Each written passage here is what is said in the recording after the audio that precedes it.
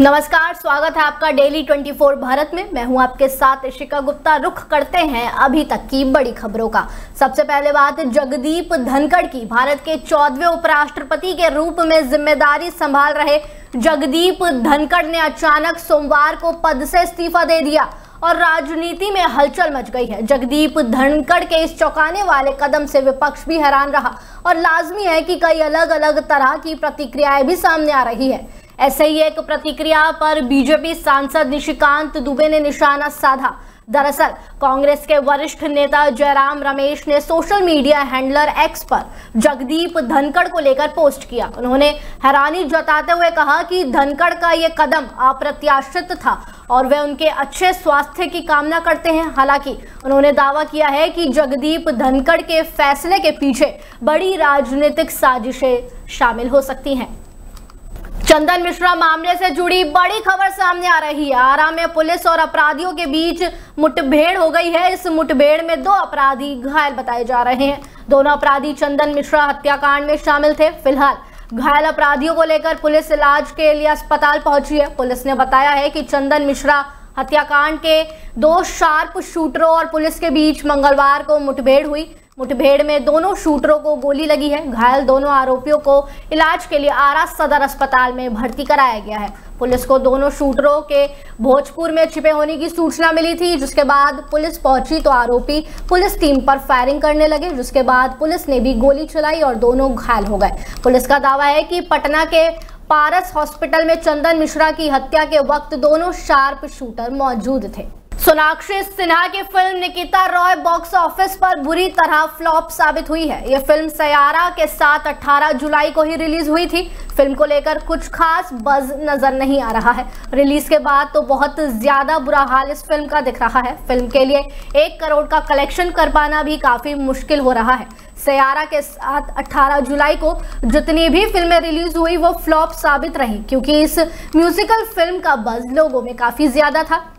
निकिता रॉय ने सोनाक्षी सिन्हा के भाई कुश सिन्हा ने डायरेक्शन में पहला ये कदम इस मूवी से रखा है।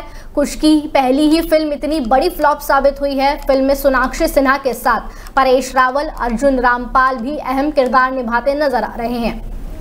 उत्तर प्रदेश के सिद्धार्थनगर जिले के भावनीगंज थाना क्षेत्र से एक चौंकाने वाला मामला सामने आया है। यहाँ एक 40 वर्षीय महिला ने अपने ही 15 साल से छोटे 24 वर्षीय युवक के साथ भाग गई और कोर्ट मैरिज कर ली। महिला 4 बच्चों की मां बताई जा रही है, जिसमें उसकी बड़ी बेटी 18 साल की, दूसरा लड़का 16 साल का, तीसरा बेटा 12 साल का और चौथा लड़का 8 साल का है। इसके अलावा महिला ने बताया है कि 4 सालों से उसका प्रेम प्रसंग चल रहा था। उन्होंने कहा है कि मुझे अपने पति के साथ नहीं रहना था, जहां मैं आई हूं अब उसी के साथ रहना है। पति रामचरण प्रजापति ने बताया है कि पत्नी की किसी युवक के साथ नजदीकी की खबर मिलते ही वो मुंबई से गांव लौट आया। इससे पहले वह मुंबई में टाइल लगाने का काम करता था। गांव आने के बाद पत्नी की प्रेमी से मुलाकात में रुकावट आई और घर में झगड़े बढ़ने लगे। लगभग 1 साल पहले पत्नी युवक के साथ चली गई थी। कुछ महीने बाद लौटी और माफी मांगकर घर में रहने लगी थी। हाल ही में वह अपने उसी युवक के साथ फिर से चली गई। रामचरण ने थाने में शिकायत की है। वो दोनों पक्षों के बीच समझौता हुआ है कि पत्नी अब अपने प्रेमी के साथ ही रहेगी और चारों बच्चे पिता के साथ रहेंगे। दोनों की शादी 28 साल पहले हुई थी। दिल्ली एनसीआर में मंगलवार सुबह एक बार फिर भूकंप के झटके से धरती डोली है। इस दौरान जान माल के किसी भी तरह के नुकसान की फिलहाल सूचना नहीं मिल रही है। आपको बता दें, सुबह 6 बजे आए भूकंप की तीव्रता 3.2 मापी गई है, जबकि इसका केंद्र हरियाणा का फरीदाबाद था।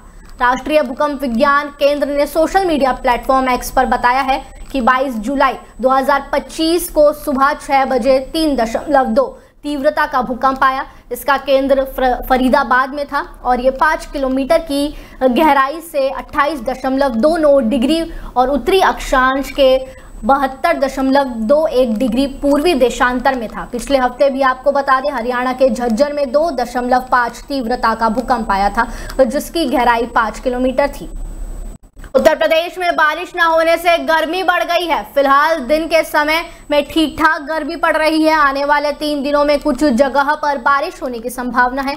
हालांकि 26 जुलाई से भारी बारिश होने की संभावनाएं जताई जा रही है। फिलहाल 22 जुलाई को पश्चिमी यूपी में कुछ स्थानों पर बारिश और गरज चमक के साथ बौछारें पड़ सकती है। साथ ही पूर्वी यूपी में कहीं कहीं पर बारिश और गरज चमक के साथ बौछारें पड़ने की उम्मीद जताई गई है। इसके साथ ही पश्चिमी यूपी में कहीं कहीं पर बादल गरज और बिजली चमकने का भी अलर्ट जारी किया गया है। पूर्वी यूपी की बात करें तो इस तरह की कोई चेतावनी पूर्वी यूपी के लिए नहीं है। मौसम विभाग की माने तो 23 जुलाई को भी पश्चिमी यूपी के कुछ स्थानों पर और पूर्वी यूपी में कहीं पर बारिश और गरज चमक के साथ बौछारें पड़ सकती हैं। इस दौरान पश्चिमी यूपी में भारी बारिश होने की भी संभावनाएं जताई जा रही हैं।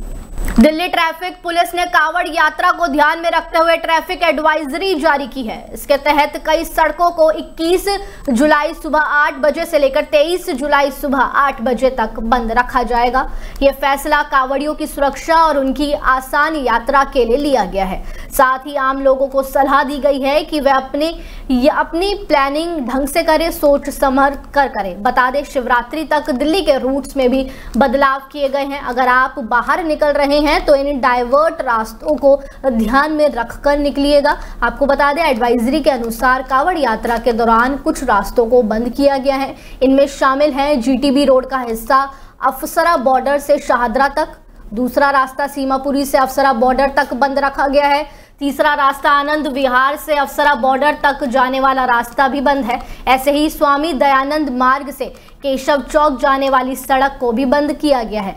और आखिरी में पुस्तार रोड से शास्त्री पार्क तक का रास्ता भी बंद रहेगा। अगर आपको घरों से बाहर निकलना है कांवड़ तक या शिवरात्रि तक तो इस एडवाइजरी को देखकर ही बाहर निकलें।